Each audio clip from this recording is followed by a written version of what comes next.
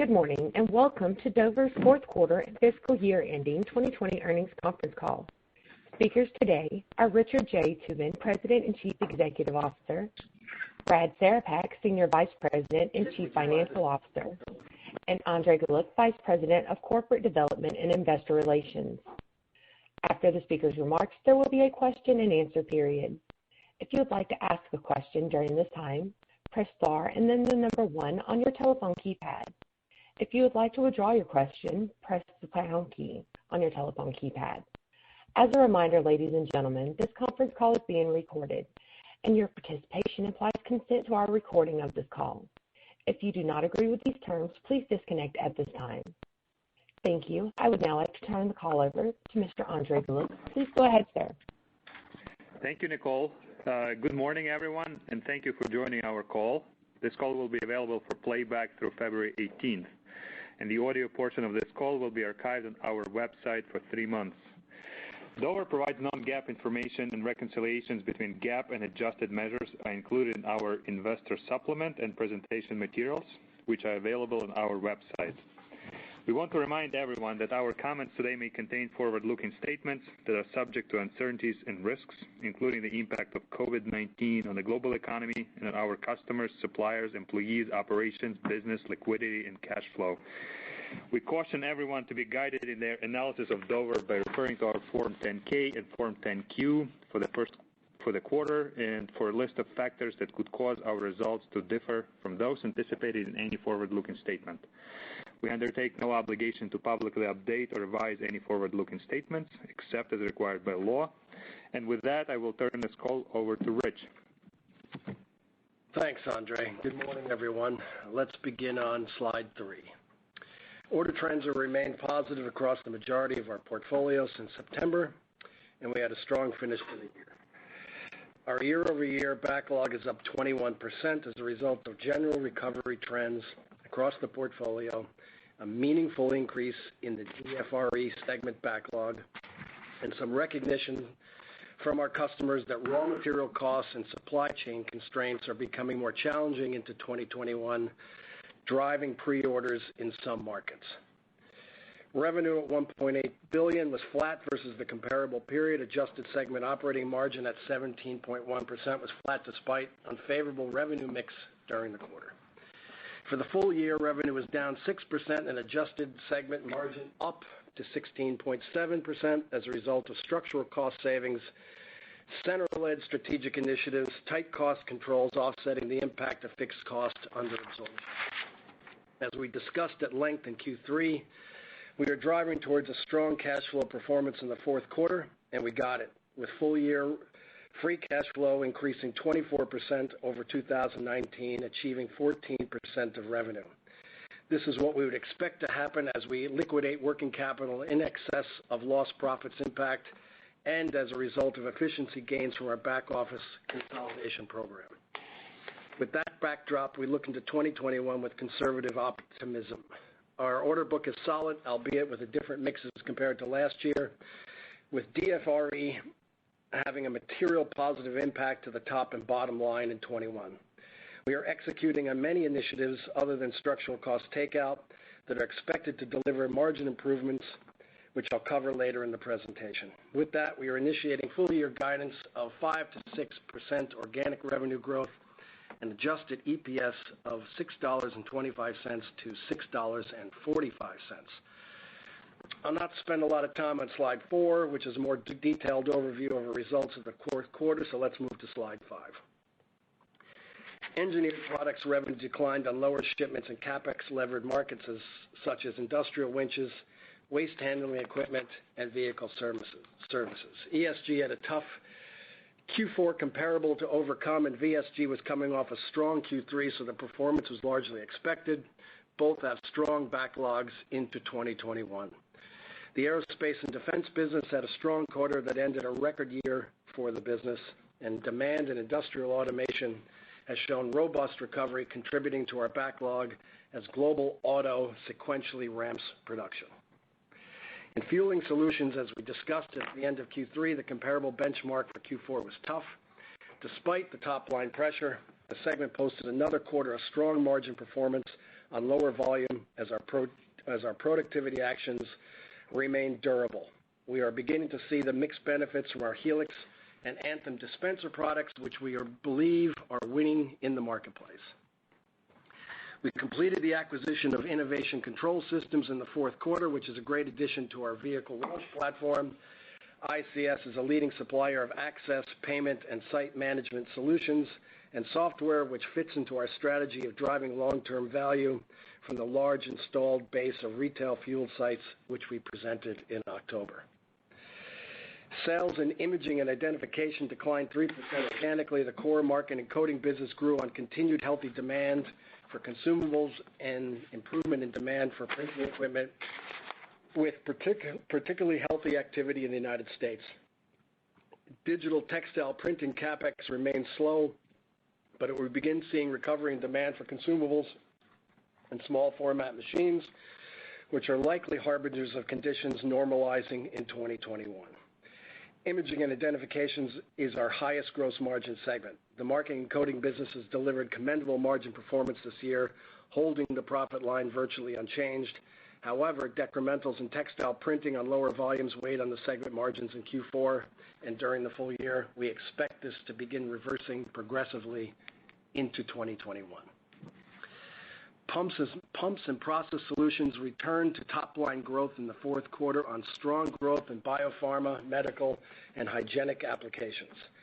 We also began seeing cyclical recovery in industrial pumps, which posted growth after several soft quarters. Compression components and aftermarket continued to be slow, but recent trends in natural gas and LNG markets gives us grounds for optimism going forward. The fourth quarter closed off a solid margin performance in this segment, with margins expanding 150 basis points in Q4 and 220 basis points for the full year.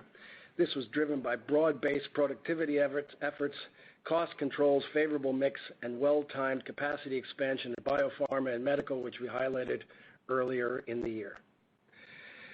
Refrigeration and food equipment posted 13% organic growth, with all businesses except food service equipment delivering the increase. A significant portion of the growth came from the well-advertised strength in can making. We are also very encouraged by activity in core food retail market, which grew organic top line at high single digits in the quarter, driven by the continued strength in the door case product line, where we saw double-digit growth for the full year. The heat exchanger business grew on robust demand in heat pumps and residential applications, as well as refrigerated transport and industrial applications like semiconductors and data centers. Margin performance expectedly improved, supported by volume and actions we took in the middle of 2020. Absolute earnings increased 71% in the quarter over the comparable period. This margin performance, coupled with the upcoming ramp-up of automated case line and food retail, positions us to deliver material margin expansion in 2021. I'll pass it to Brad here. Thanks, Rich. Good morning, everyone. Let's go to slide 6. On the top is the revenue bridge. Our top line continued its recovery with sequential improvement in organic revenue over Q3. Several of our businesses, including short-cycle industrial pumps and heat exchangers, returned to positive growth in the quarter, while biopharma, aerospace and defense, marking, coding, food retail, and can making continued their positive growth trajectory from prior quarters. FX benefited the top line by 2% or $34 million, driven principally by a strengthening of the euro against the dollar. Acquisitions more than offset dispositions in the quarter by $12 million. We expect this number to grow in subsequent quarters. The revenue breakdown by geography reflects sequential improvement in each major geography with the exception of Asia. The U.S., our largest market, posted a 1% organic decline in the quarter, an improvement over the 4% decline in Q3 on progressively improving order rates and a strong quarter in biopharma, marking, coding, food retail, and can making, among others. Europe declined 3% organically, driven by retail fueling and a difficult comparable quarter in vehicle services, though partially offset by continued strength in several of our pumps and process solution businesses. All of Asia was down 11% organically, driven principally by China, which was down 16% organically. This result in China was not unexpected, as we continue to face headwinds in retail fueling due to the expiration of the underground equipment replacement mandate. Moving to the bottom of the page, bookings were up 2% organically, reflecting the continued momentum we see across our businesses. In the quarter, we saw organic growth in 4 out of our 5 segments. The 5th segment, Fueling Solutions, faced a difficult comparable quarter in the prior year, as previously discussed. Overall, our backlog is currently up approximately $300 million, or 21% higher compared to this time last year, positioning us well as we enter 2021. Let's go to the earnings bridges on slide 7. We delivered improved sequential results in the quarter after a significant decline in Q2 and a recovery in Q3. On the top chart, adjusted segment EBIT and margin were both essentially flat year over year as continued productivity initiatives offset negative organic growth and dilutive impact of FX on margins. Going to the bottom chart, adjusted net earnings declined $1 million as higher taxes and corporate expense offset improved segment EBIT. The effective tax rate, excluding discrete tax benefits, was approximately 21.4% for the year compared to 21.5% in the prior year. Discrete tax benefits were $8 million in the quarter and $22 million for the year, or approximately $4 million lower than in 2019. As we move into 2021, excluding the impact of discrete taxes, we expect the effective tax rate to remain essentially the same as 2020, at about 21.5%. Right-sizing and other costs were $21 million in the quarter, or $17 million after tax, relating to several new permanent cost containment initiatives and other items that we executed at the end of 2020. Now on slide 8. We are pleased with the cash performance in 2020, with full-year free cash flow of $939 million, a $181 million or 24% increase over last year. Free cash flow conversion stands at 21% of revenue for the fourth quarter, historically our highest cash flow quarter, and 14% for the full year, a significant increase over the prior year. Recall on last quarter's earnings call, we decided to prioritize prudent working capital management over fixed cost absorption to close out the year, and you can see the value delivered in our year-over-year working capital comparison. We have strong revenue visibility into Q1 and confidence in our team's ability to match industrial production with improved customer demand. With that, I'll turn it back to Rich. Okay, thanks, Brad. I'm on page 9. Let me take a few moments to give you an update on our center-led initiatives that we outlined in our strategic plan in September of 2019. While we could have not expected what transpired in 2020, we posited at the time that our portfolio had through-cycle durability and that there were opportunities to drive synergies from our diverse portfolio to improve profitability over time. Despite this, we often hear a notion that Dover is a cost-out story, likely because we give measurable structural cost-saving goals each year, implying a finite nature to such endeavor. There's a lot more than cost reductions to our improvement journey, and we continue to reinvest a portion of the savings, so we'll give you a short update on where we are in these strategic initiatives. It's true in 2019, we began with the right sizing of our SG&A base after a significant portfolio change. This was necessary and required immediate intervention. Since then, the improvements have been driven by steady productivity and structural cost actions by our operating units and from our investments in 4 core enterprise capabilities that generate very attractive return on investment and can be leveraged across the portfolio. The investments are substantial. By the end of this coming year, the headcount involved in center-led enterprise capabilities will have increased by over 50%. These are transformational initiatives touching every corner of our global portfolio and delivering real results that you can see in our bottom line. And there is significant runway to drive value.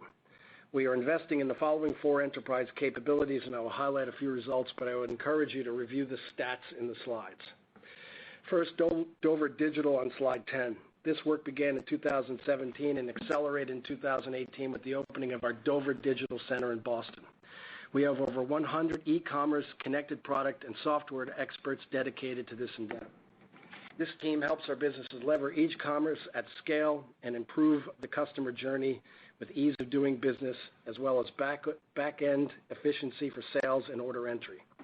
For example, this year we target to reach a run rate of $1 billion of revenue processed through digital channels, much of which is service parts and catalog items, compared to $100 million in 2019.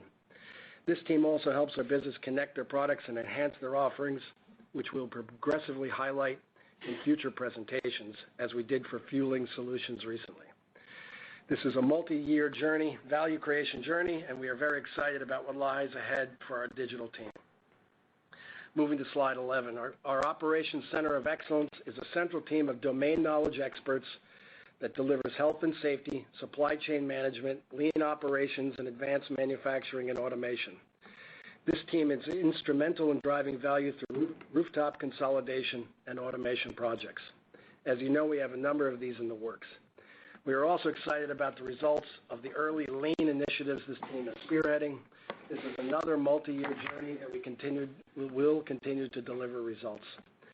Moving on to slide 12 is our central back office system, which we call Dover Business Services.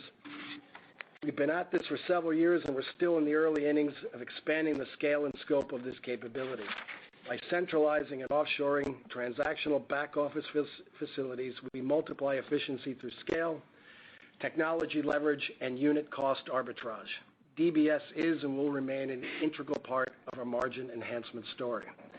And lastly, moving to slide 3, the India Innovation Center is more than 600-person strong team that our operating companies can leverage for product engineering, digital solutions development, data information management, research and development, and intellectual property services. The scale and expertise of this team allows our operating companies to tap resources that would have been unaffordable to them as standalone companies, and allows for concurrent engineering on time-sensitive projects. So let's sum this up on slide 14. We laid out 4 pillars of our strategy in 2019 and have been delivering through cycle. We have maintained our focus on margin improvement and continued to invest despite the economic difficulties of 2020. Our end market exposures, coupled with the strategic R&D investments, we are delivering attractive growth profile. We are committed to reinvesting in our businesses as a top priority in capital allocation to maintain competitiveness, fuel growth, and improve productivity. We are making good strides on the inorganic front. Finally, we're staying disciplined in our capital allocation by returning excess capital to our shareholders via growing dividends and share repurchases. Moving to 15, where does this leave us going into 2021? We believe that our playbook offers us a significant runway to continue delivering attractive through-cycle returns through mid-single-digit top-line growth, steady margin expansion, healthy cash conversion, and disciplined capital allocation and shareholder-friendly capital return posture. Okay. We'll step off the soapbox and let's move on to 16. We expect demand in engineered products to rebound in 2021. We have seen strong bookings recently in vehicle services and industrial automation, with relevant automotive and vehicle usage statistics trending in the right direction. Bookings have also improved recently in waste handling, and we are nearly fully booked for the first quarter. Municipal demand will remain uncertain, but we see strong trends in the parts and digital business. As we previewed in November, we expect Fueling Solutions to have a modest organic growth year. There is known headwind from EMV roll-off in the U.S., but there are a number of positives offsetting. We are encouraged by the prospects of our new Anthem user interface solution offering. We expect robust growth in our systems and software business, where we will be launching the industry-first cloud platform developed with Microsoft. We also see good setup for vehicle wash and are excited about having ICS in our portfolio. We expect imaging and identification to perform well this year. Marking and coding saw limited downside in 2020, and we've been on a good trajectory in recent quarters despite the tough comp in Q1 due to COVID-driven consumable stocking. We expect further improvement in services as travel restrictions subside and activity in serialization software is also firming up. The biggest factor in this segment is, of course, the digital textile printing unit. Our initial read is for the recovery to take place in the second half of the year when printers will be ramping up production for 2020 apparel collections. Pumps and Process Solutions expected to have another solid year. We expect robust growth in biopharma and hygienic applications and a continued recovery trend in industrial pumps. Plastics and polymers is expected to deliver steady performance with a comparable basis to the second half, bias to the second half. Precision Components is likely to experience a slower start to the year, and we're still comping versus last year's first quarter that saw robust upstream and downstream activity. And finally, we expect a very strong year in refrigeration and food equipment. The core food retail business is operating with a strong backlog, and the order trajectory has been healthy in the last few quarters. We expect retailers that had paused their remodel programs last year amidst the pandemic to restart these strategic initiatives, and we are well positioned to participate in that activity. Additionally, we see a good outlook for natural refrigerant systems both in Europe and also in the U.S., where California was the first state to recently mandate transition to natural refrigerant systems. We were the pioneers in this space, and we are very well positioned to capitalize on this sustainability trend in the industry. Belvac, as you know, is working through a record backlog and is booked for the year. Our heat exchanger business also exited 2020 with a record backlog and a constructive order trajectory across multiple verticals. This will result in material margin improvement in this segment on the back of the case production automation project, higher volumes, and positive business mix. We've covered most of the items on the earlier slides, but I summarized them here on the slide for your reference. As usual, before I wrap up, I'd like to thank everyone at Dover for their work and continued perseverance during this last year. The Dover team has delivered strong results amidst difficult conditions, and I commend all of our employees for doing their part. And Andre, with that, let's move on to Q&A.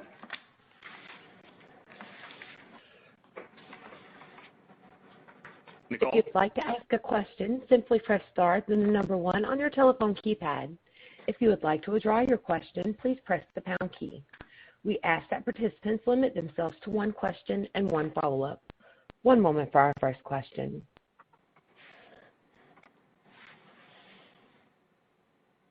The first question will come from the line of Jeff Sprague with Vertical Research. Thank you. Good day, everyone. Hey, a lot of good additional information there, but just let me dig into like a couple of things if I could, Rich. First, interesting what you said about kind of pre-ordering. Are you able to fully protect yourself with price and hedging and other things on that type of activity that you're seeing from your customers? Yeah, look, Jeff, I mean, I think that we've got a couple challenges going to Q1. Raw material prices are moving up, and there is a lot of constraint in logistics right now. I think that it's been going on somewhat through the fourth quarter, and it looks to be getting tighter going into the first quarter as economic activity moves up. So the bad news is we're going to have to deal with those constraints, and we're going to have to be on the front foot in terms of offsetting raw mats in terms of whether it's either pricing or productivity.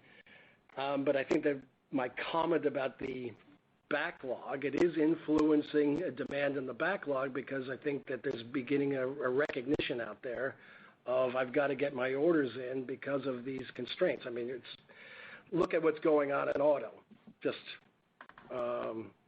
as a precursor to that. So I don't think it's bad in a way, and I don't think it's negative for us in terms of people placing orders in advance of raw material costs, because I think that we've got some levers to pull there, and it's really short cycle at the end of the day.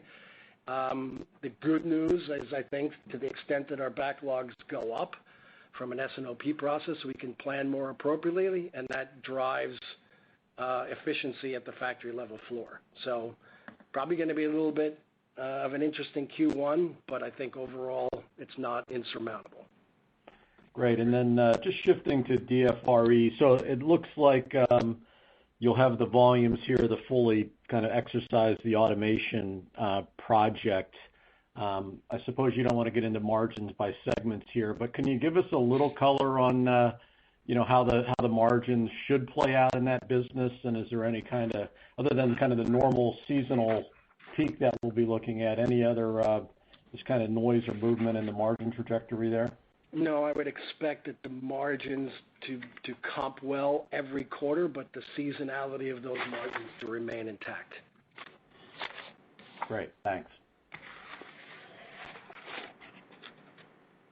The next question comes from the line of Steve Tusa with J.P. Morgan. Hey guys, good morning.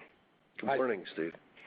I think with the lots of buzzwords, Rich, not used to you kind of like talking at that high of a level about corporate strategy. But I think the message is that there's something like a little bit more sustainable than just like a couple of years of cost cuts. And noticeable to me was the 25 to 35% incremental margin guide, and then the 11 to 13% of revenue and free cash flow in a year where you'll be growing pretty strongly. So basically, you should see some headwind. It shouldn't be like a great cash year, for example.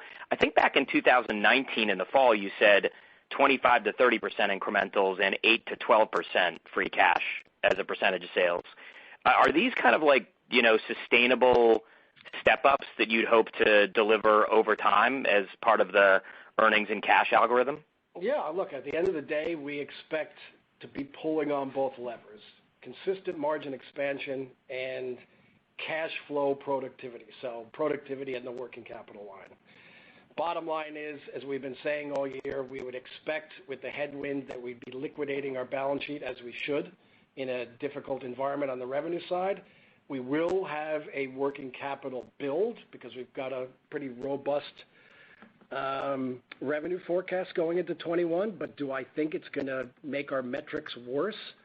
Not demonstrably so, because I think that we're going to get the benefit of the margin expansion, and I don't expect it to deteriorate at all in terms of working capital as a percent of sales.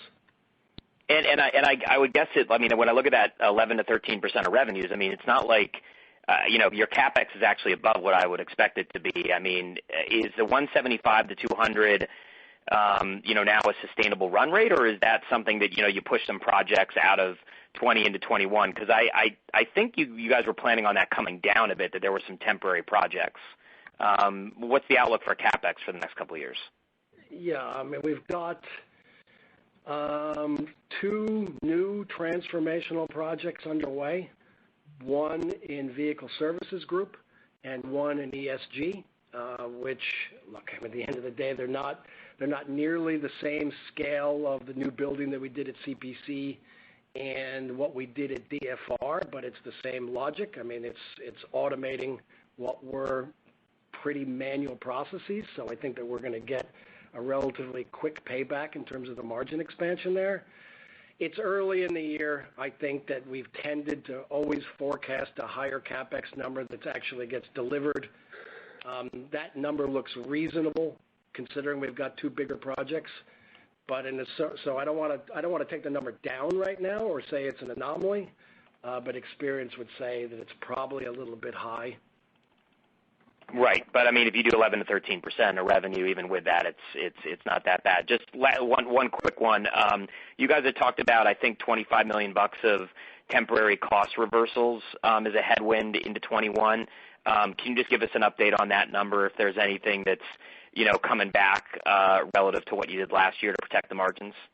There's nothing. Look, at the end of the day, we'll be building. We've got estimates and building it back some incentive comp and a variety of other things, but look, it's all built into the EPS forecast that we have there. Whatever the pullback of kind of, let me answer you this way, right? We had coverage on furloughs.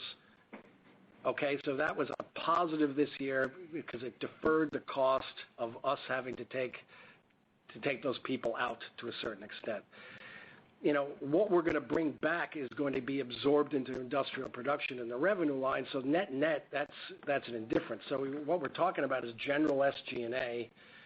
And the bigger movements there were T&E and incentive comp. So let's think positive for a moment. The incentive comp comes back. I think T&E is going to come back, but is it going to reach 2019 levels? No. Right. Okay. Great. Thanks a lot. Thanks. Our next question comes from the line of Andrew Kaplowitz with Citigroup. Hey, good morning, guys. Morning. Hi. Rich, with the understanding that we don't want to get too far ahead of ourselves in RNFE, with the backlog that you have and the core food retail business picking up, as well as the Belvac deliveries ramping up, would you actually say that the high single-digit forecast for 21 it could even be conservative given the double-digit momentum you saw in Q4? A little bit early to be I said we don't want to get ahead of ourselves. Yeah, let's get ahead of ourselves while we're not getting ahead of ourselves. Look, you know what? I think that the backlog is a good precursor for delivering the incremental margins that we're looking for from a segment point of view. Our expectation, it's the highest growth segment in our forecast right now. And I'd have to go back to look because it's a margin differential, but it's a material contributor to the EPS expansion. So to the extent the trend continues, because this is a relatively short cycle business, if I'm just talking about refrigeration now and not Belvac. Belvac's booked for the year. So if we get more orders for Belvac, that just gets pushed into 2022, quite frankly. So DFR, which is generally a short cycle business, we're covered for Q1 and beginning to get it to coverage into Q2. Let's get Q1 under our belt before we start moving the number up. But it's a lot of the total profit change that we have baked into the EPS is coming from that segment. And by the way, and the reason you could say, well, it's not overly aggressive in terms of the conversion rate. Remember, that's one of our lower margin businesses, so that's going to bring down the consolidated conversion a little bit, but we'll take it in terms of absolute profits. Very helpful. And then, Rich, just in Engineered Products, maybe just give us a little more color into what happened in the quarter in Q4. I know you said it was just basically, expected sales decline. Did you see any inflationary pressure in that segment in the quarter, and how are you thinking about the margin in that segment in 21? It's not inflation. I mean, I think that if you go back in Q3, the guys did a fantastic job in VSG of delivering off a backlog that had built during the quarter. So the production performance there was very, very good. And it actually ate into Q4 from a comparable point of view. So that's not a problem there. And ESG, I mean, the weak part of the market, which we've been talking about all year, is municipal. And generally speaking, municipal tends to get delivered at the end of the year. So we knew that they had a bad comp. Having said that, look, at the end of the day, those are, that segment is more of our industrial businesses. So that's where the raw mat headwinds are. And look, we're going to have to work that out between volume, price, and productivity. But I think we fully expect portfolio-wide to offset all raw material headwinds. Thanks, Rich. Appreciate it. Thanks. The next question will come from the line of John Inch with Gordon Haskett. Thank you. Good morning, everyone. Good morning, Rich and Brad and Andre. If the economy were to, Rich, really pick up starting, say, in the second half as, let's presume, the vaccine rollout is successful, are you geared to handle what could be a material upsurge in demand, or would you have to kind of come up with a plan to sort of debottleneck or expand capacity or bring a bunch of people back? Like, how would that work? The only area that we've got real capacity constraint would be in a niche-y business like Belvac. The balance of the portfolio does not run on even 5-day, 3-shift operations. Quite frankly, for the most part, we're a 6-day-a-week single-shift group here. So to the extent that we have some amount of visibility, and to the extent that as economic activity ramps, that the supply chain keeps up with it, which it isn't right now, I don't think that we are capacity constrained in any meaningful way. But having said that, I mean, in terms of top-line growth, I think that we're expecting economic activity to kind of sequentially ramp through 21, even in our forecast. But are we capacity constrained outside of some of our nichier businesses? No. No, that's fair. You just mentioned supply chain, by the way. Are you at a point where you're trying to circumvent this, or are you letting it ride to see how it happens? Meaning, I don't know, possibly seek other suppliers, dual sourcing, that sort of thing, or is it still sort of too early to tell? No. Well, we're doing everything under our power to get beyond this, because whether that is buying raw materials forward, because into the increasing curve on plate steel or sheet metal or something like that, which we're doing. We've been given guidance to all of our operating companies that from a working capital perspective, if they need to build at the beginning of the year and bleed it off in the second half of the year, we take the production performance and the efficiency of that rather than getting into a stop-start kind of scenario. And then there are certain, a lot of the pinch points, forget kind of logistics with container freight and everything else, some of the pinch points on electronic components, we're fighting it out with everybody else. Mm-hmm. Okay. No, that makes sense. Maybe just lastly here, I'm actually really intrigued by the attention you put toward India, business services, and so forth, and deservedly so. If Dover were a substantially larger company, would efficiencies in the initiatives like the Dover Business Services exponentially compound? I mean, you're not a huge company, right? So if you were all of a sudden to do M&A and become a lot larger, would sort of those benefits accrue on a compounded basis or prospectively at a linear basis? It's almost like, can these things that you're creating serve to create for mechanisms to justify why Dover should actually continue to expand into adjacencies to create shareholder value? Well, look, the reason that we're doing it is, as we've said all along, that Dover's reason to exist is to bring services at scale that are kind of our smaller companies would not be able to do on their own. Having said that, as we build those services, we're not even beginning to scratch the surface of the leverage that we get, because the fact of the matter is, despite the robust trend in growth that we have, we're continuing to reinvest. At a certain point, you've built enough scale that bringing on another 100,000 transactions doesn't require you to build out anything more. So you flip over in terms of the benefit of that leverage.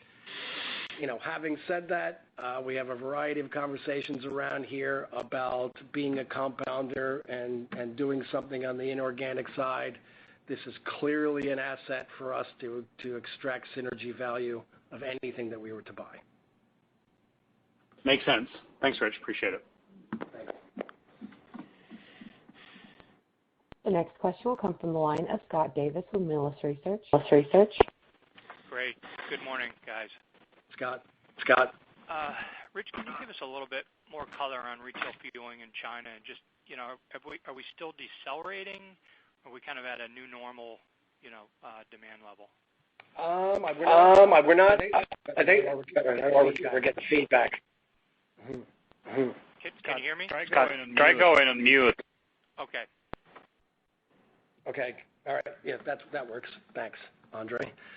I think this is the last bad comp for us, which was on that double wall issue. But having said that, the volume that we see out of primarily the NOx in China has been pretty low. We had a big conversation around here the other day whether that's because of, is the volume down and we're missing out on it, or is the volume just down? We've gone out to all of our traditional customers in China. We still rate very well in terms of their purchasing programs. I just think that for whatever reason that 2020 was a down cycle in terms of kind of the knock build out of their retail operations. Early to say whether that recovers, and that's not really built into our forecast for 21, but at some point it's going to have to. Okay, fair enough. And then just as a follow-up, I mean, you talked a little bit about inventories, but, you know, it's hard to say just given the diversity of your businesses, of course, but are inventories back to normal, you would say, at the customer level? You know, we've heard below trendline inventories for, you know, several quarters now. So are we back to normal with some double ordering? Unfortunately, it's one of these it depends, Scott, answers. We have businesses like our industrial pumps business that sells through stocking distributors. Our early reads here in January is there's an amount of restocking going on because our backlogs in the industrial businesses there are building. The same thing with material handling. Those backlogs are building. So, you know, I think it's fair to say that everybody was very prudent in terms of inventories on the distribution side in 20. Now everybody's trying to make two calls. What is economic activity going to be in 21? And this second thing I mentioned of if there are going to be supply constraints as everybody ramps sequentially, do I got to get in the front foot and get my orders in because there's potential that some of those deliveries are going to be delayed outside of the quarter. So there's really two of those phenomenons going on. Do I think that they're severely understocked? No, but I think that by and large, our stocking distributors are going to stock based on what they think that the revenue is going to be, and then which is built into our forecast. Okay. Good luck, guys. Thank you. Thanks. The next question will come from the line of Julian Mitchell with Barclays. Hi, good morning. Maybe just a first question around any margin color by segment that you can give. I see the 25 to 35 guide, firm-wide and incremental margins. Any segments to call out at being at extreme ends of that spectrum? And maybe just to find a point in DFS, should we expect operating margins to grow this year, or that might be a challenge because of the EMV mix headwind? There is plurality in terms of incremental margin with the exception of engineered products, which would be slightly lower. So let's discuss why, right? The engineered products is going to be slightly lower just because of the gross margin within that segment. And despite the fact that DRFE has lower gross margins at the segmental level, the revenue growth there is so high that you're getting a pretty big impact in terms of absorption benefit year over year. So now, having said that, we do have structural cost savings that are rolling through at the same time, and that depends segment by segment. But I think that my comments here are, I think you've got your finger on it for DFS because it's a relatively low growth environment, and it is a little bit negative because of the mix, but we think that we can make that up in terms of productivity. So then the hierarchy would be engineered products, the lowest, and then plurality again across the rest of the portfolio. Great, thank you. And then see the full year guide across the firm. Just wondered perhaps the first quarter, maybe just talk about orders and bookings in recent weeks, and should we expect the first quarter to look maybe a little better than Q4 in terms of year-on-year revenue and margin, but not substantially different until Q2?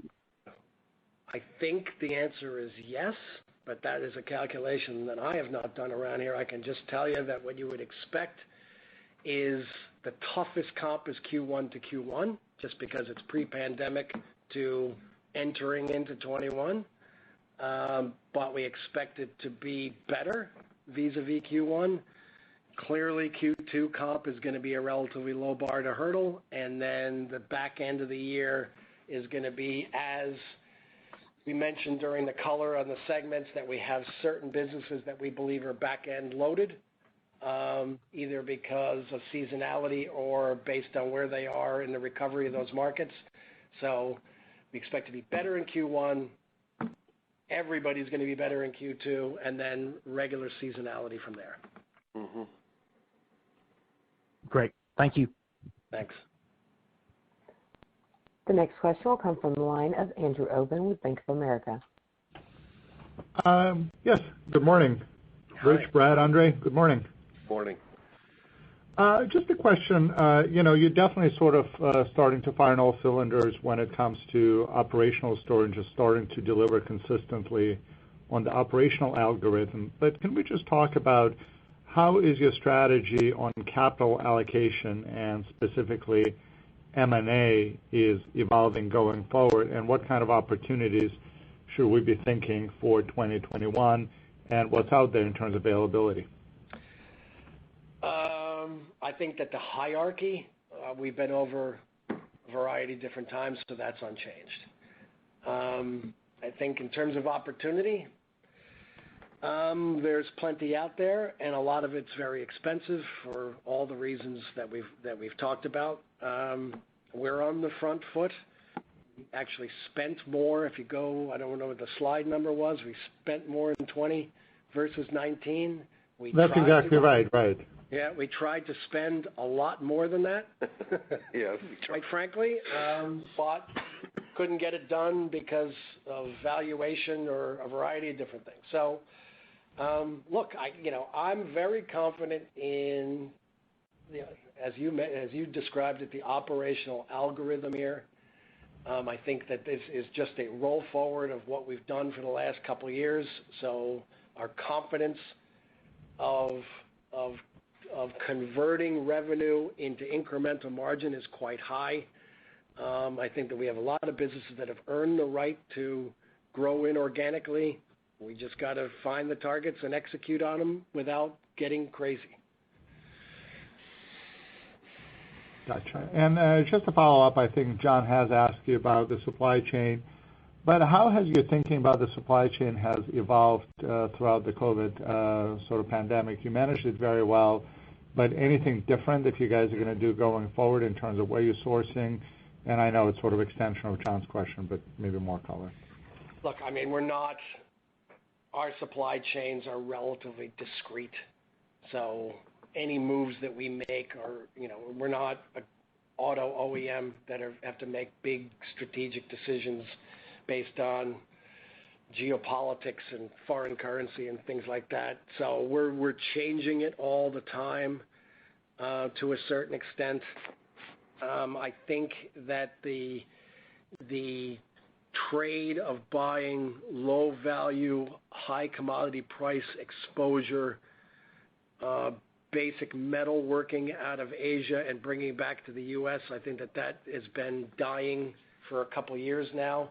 It's part and parcel of the reason that we're making some investments into VSG and ESG right now, because we think that we can be more competitive and get the industrial absorption of doing it ourselves to a certain extent. But we're not making big strategic decisions and not making big swings, but we're always trying to adapt the supply chain. Thank you very much. Welcome. The next question comes from the line of Joe Ritchie with Goldman Sachs. Thanks. Good morning, guys. Morning. Morning.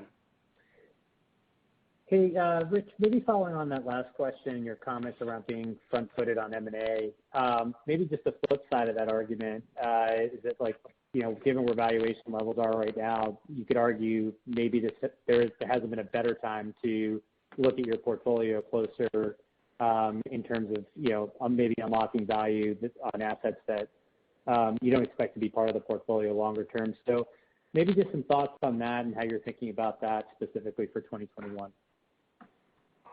Joe, it's not changed. I mean, we're constantly revisiting a variety of pieces of the portfolio. I mean, that's really all I can say about it at the end of the day, right? We may have views on individual pieces, but we don't want that to get in the way of us extracting the maximum value that we can out of the pieces that we have. So, it's spent a lot of time here in terms of portfolio construction, both more on the in than in the out, but we screen all of our businesses for their participation strategy and changes in the marketplace and everything else, not so much, hey, wait a minute, everybody's paying a lot for things, so maybe we should go to market. We look at it more as in terms of its hierarchy, in terms of return on invested capital in the group, and whether they are advantaged or disadvantaged structurally over the next time horizon. Yeah, that makes sense, Rich. And I don't mean this to be a perfect segue, but I did want to talk about food retail to some degree. You talked last quarter about the fact that margins had gotten back to the low teens, remodeling had restarted. I guess, how do we take the comments around like backlog and whether, that backlog is building because it's been, potentially more difficult to continue on the remodeling at this point, given the coronavirus cases surging? Just want to get a better understanding for whether you're getting on-premise access, and then secondly, how the margins have kind of even trended even beyond the third quarter for the food retail business specifically. Yeah, I mean, we're expecting big things from the retail food business this year. For sure, a lot of the deferments that happened because of COVID access and a variety of other forces are clearly what's building the backlog into 21. But having said that, we've gone through 4.5, close to 5-year cycle where there hasn't been even, we would argue, replacement or maintenance spending in terms of global food retail. So there is some pent-up demand there. We think that we have a more competitive product now. We're changing the cost structure of that product. And as we talked about before, our view is that what the customers really value in this business is being able to have the product available when they want it, and to the extent that now we've changing the dynamic of our lead times, I think that's beginning to be reflected in our backlog. So, the management team of this business has spent 2.5 years working real hard to transform this business, and our expectations in terms of profitability this year is material in terms of what's baked into our EPS. Well, yeah, congrats on that. It will be nice to see. Thanks, guys. Thanks. The next question will come from the line of Nigel Coe with Wolfe Research. Thanks. Good morning, everyone. We covered a lot of ground already, so I really want to talk about the sort of the framework of FY21 you laid out. And what struck me was your revenue growth range of 5 to 6 is quite tight, and it implies good visibility, maybe some conservatism. That's my first sort of part question. And the second is your range for margins, 25 to 35, is quite a bit wider than we normally see. So we normally see a bit more precision on margins and less precision on revenues, and vice versa. So I wonder if you could maybe comment on that, and the width of the margin range, is that a function of portfolio mix primarily, or is there just some uncertainty around raw materials? Any color there would be helpful. Yeah, Nigel. I mean, look, I would expect that we are going to tighten both those ranges progressively as we go through the year, but, I mean, you've got your finger on it. I mean, we're predicting, even if we go to the organic revenue, which doesn't have FX, the margin does have FX in it. So we're predicting FX in advance of 12 months, and we're predicting mix over a wide, diverse portfolio in terms of gross margin. So we need to give ourselves a little bit of latitude there. As I mentioned in a previous question before, the good news is that refrigeration's coming back, and in terms of absolute profits, it's going to be material to the bottom line. That's not really great in terms of consolidated conversion margin, just because of the of the EBIT margin of that particular business. So, if we go back to the question I think that was just asked before, well, could that revenue be higher? Are we in an inflection point because there's really going to be, and we're under forecasting refrigeration for the year? In a way, I hope we are. What that's going to do is push up the top line, but it's going to draw down the conversion margin. But you know what? We'll take the absolute profit. So, it's our best guess right now. I guess at the beginning of the year, we like to give us some latitude. I think that the history around here has been to try to hit the top, and we've got every intention of trying to do so. Thanks, Rich. And then my follow-on is really the comment around, the pre-buying perhaps or pre-ordering because of supply chain constraints, which makes total sense, and we're certainly hearing about supply chain constraints. But are you getting this feedback from customers? Is it your gut instinct telling you that this is happening? And therefore, should we expect there to be maybe a moderation in order rates in 1Q, sort of as a consequence of that 4Q dynamic? It is my gut feeling. We have a operating company president's meeting as soon as we finish up with your question, and that's one of the things that we're digging into. But based on what we're seeing in our own operations and the guidance that we're giving our own operations of, if you're seeing constraints out there, you better get on the front foot and start buying components to the detriment of working capital, which we know we can bleed off of the balance of the year. Let's not miss out on deliveries and production performance. So if we're doing it, my expectation is that everybody's doing it.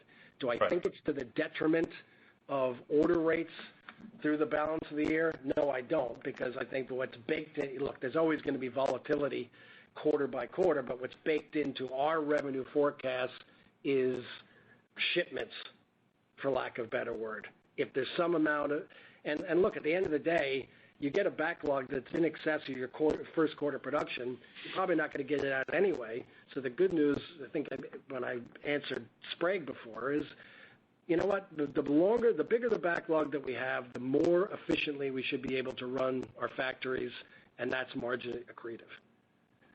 Right. Thanks, Rich. Very helpful. Thanks. The last question will come from the line of Deane Dray with RBC Capital Markets. Thank you. Good morning, everyone. Good morning. Morning. Hey, would be interested in hearing what the dynamics are around that natural refrigerant, Rich, that you called out. Can your equipment be used for that? Does it have to be retrofit? And how do you think this trend develops from here? Well, we did a press release on it not too long ago, so you can see our view based on what the ruling for California was. We are a leader in the systems business in Europe, and Europe is probably 3 to 5 years ahead of the United States. So we have the technology. It's now going to be a question of what the adoption rates and whether they are regulatory mandated or do individual retail operations want to, as part of ESG, go green and begin adapting those solutions. So we feel really good about our position in terms of having the technology readily available. Got it. And then just a second question, unrelated.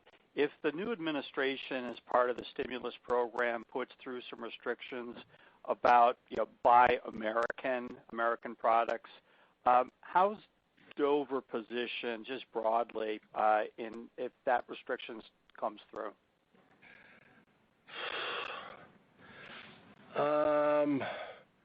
I don't think it would be materially beneficial. Generally speaking, we make and ship in the jurisdiction that we operate in, as an overall comment.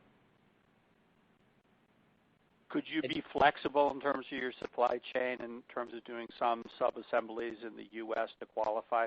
Just the last time this went through, that's what we saw companies respond, especially on the pump side. Yeah, I think that if we were, a big vertically integrated operation, I think that it would be more of a challenge. We don't bring in assembled product of any grand scale that you can break apart in containers and then put value added on. I mean, I've been through this in previous life. Look, at the end of the day, I don't think it's going to move the needle for us. The only thing that comes to mind is if we're a component part and somebody wants to source in the United States and had been sourcing, had been importing it. Is that an opportunity? I guess sure. I wouldn't have any idea how to scale it right now, though. That's fair. Thank you very much. Thanks. Thank you. That concludes our question and answer period and Dover's fourth quarter and fiscal year ending 2020 earnings conference call. You may now disconnect your lines at this time. Thank you.